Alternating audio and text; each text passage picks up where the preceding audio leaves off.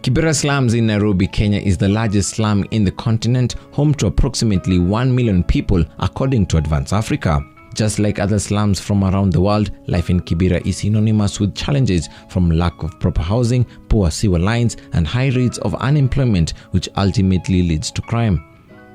But at the heart of the vibrant slum is a community that has taken it upon themselves to be the trailblazers for change and aspire to inspire before they expire. This group of individuals who hail from Gogo, an area which was synonymous with crime, have the burning desire to change the community through sport and football specifically. The leaders of the community teamed up to form a football team, Gogo Boys FC, that has ultimately been the darling of the area and in the long run brought the desired effect.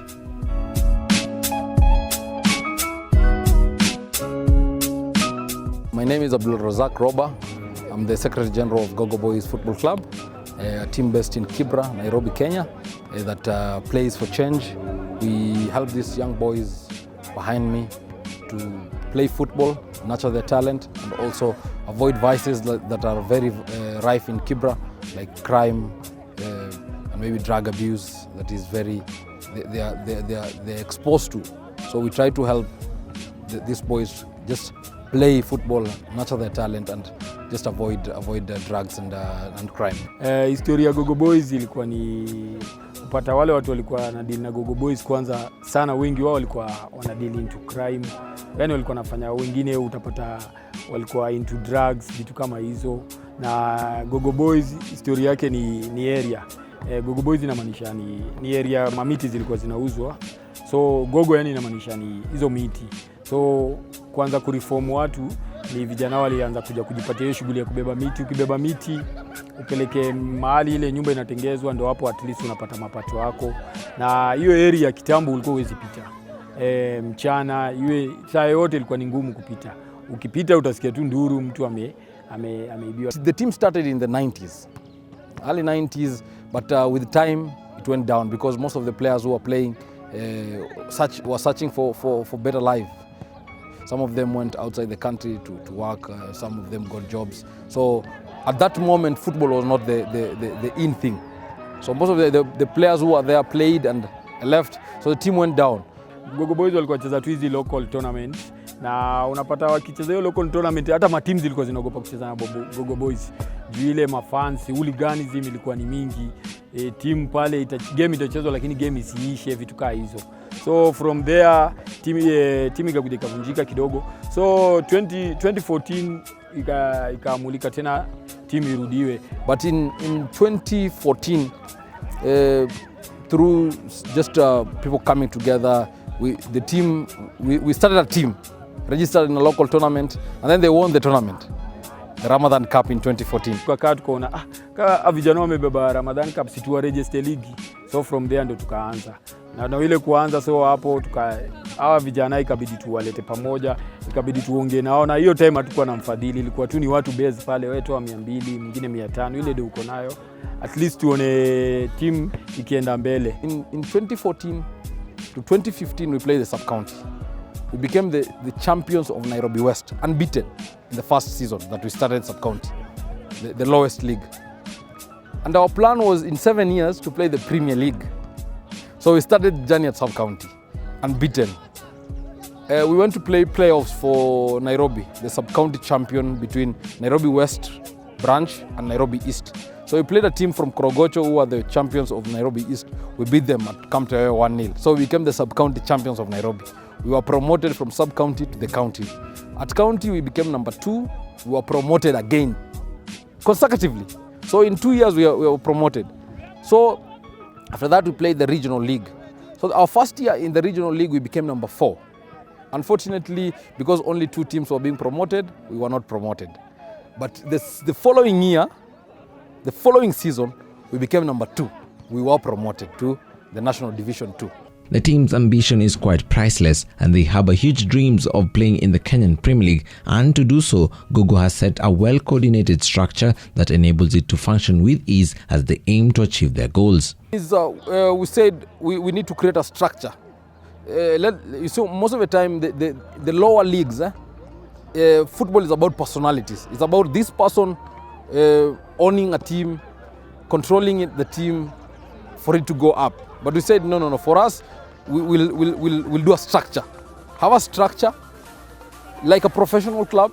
Have a structure, have management, have the technical team and the players, and work seamlessly.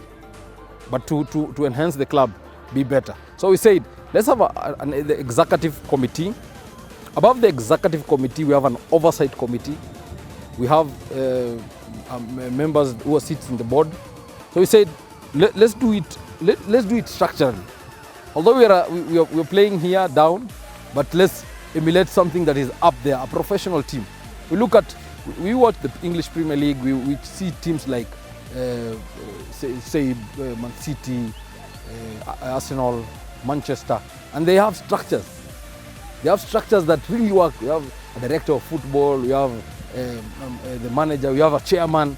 So even here, down here, we have all those guys who work seamlessly just to ensure the club is a success.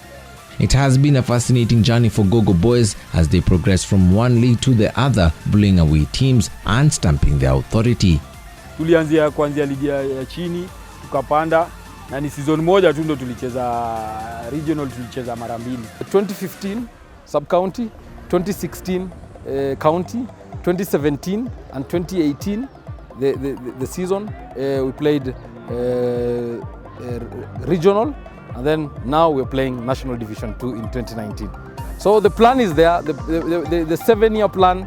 1 year has stagnated because we played 2 years in the regional, but our plan is still there that in 7 years, hopefully, we will be playing the Premier League. Sasa hii team ndasema since tuanze nyuma tulianza chini, lakini sasa hivi tunaenda in the next 2 to 3 years tuna hope inshallah tutakuwa kwa Premier League. In their 4 years of participation in the FKF lower leagues, they have managed to churn out several players who have gone to play in the Kenyan Premier League and also represented the country in the lower age groups.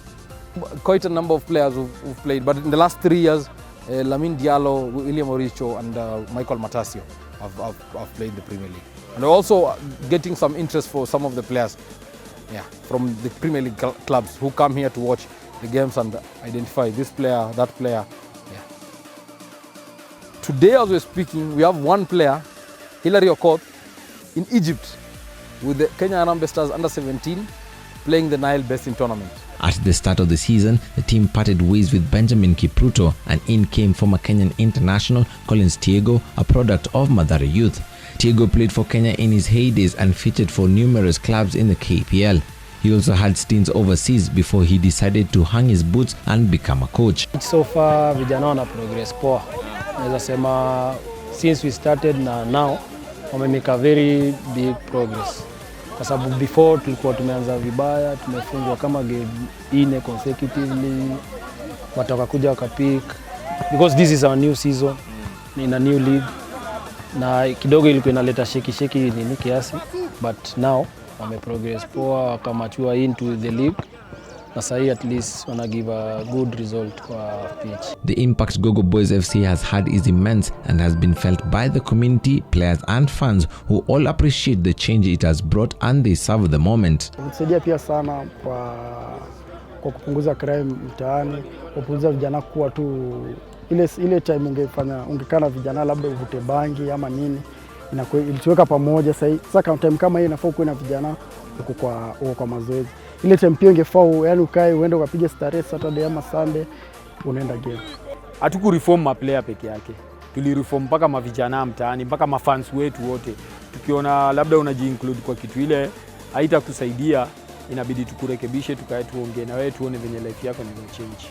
The fans are the backbone of any club and Gogo Boys are not different. They have diehard fans similar to Gor Mahia's who travel with them anywhere they go to play and support the team come rain or sunshine. Support the team with motion and with feelings, because hata tukifika pale morale ukatika maybe when we lose or when we draw, but we don't lose hope in coming and supporting the team and coming and moving with the team. We usually take each and every time.